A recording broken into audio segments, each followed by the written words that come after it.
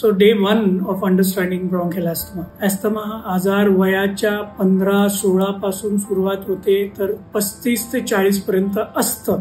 Allergy हा commonest कारण आहे अस्थमासाठी. तुमच्या डॉक्टरनी तुम्हाला सांगितलं की तुम्हाला दमाचा आजार आहे आणि तुम्ही घाबरून गेले आणि ट्रीटमेंट नाही घेतली तर तो जास्त घातक होईल.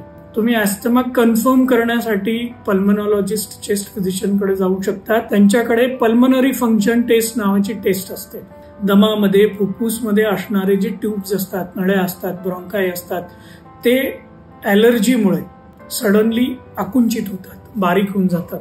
लक्षात ठेवा, अस्थमाची ट्रीटमेंट गोळ्या औषधांनी होऊ शकत नाही. त्याच्यासाठी फुफ्फुसच्या नळ्यांमध्ये मेडिसिन पोचणं आवश्यक असतो.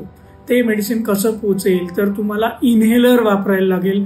छोटासा यंत्र असतो, त्या यंत्राच्या मार्फत तुम्ही जर का ते दाबलं तर औषधांची फवारा निघते आणि तो फवारा लंगमध्ये जातो आणि ती फवारा पोचल्यानंतर फुफ्फुसच्या नळ्यांमध्ये जिथे ऍक्च्युअली सूज आहे त्याची इफेक्ट होते. ॲलर्जी, अस्थमा हा पूर्णपणे कंट्रोलेबल प्रॉब्लेम आहे.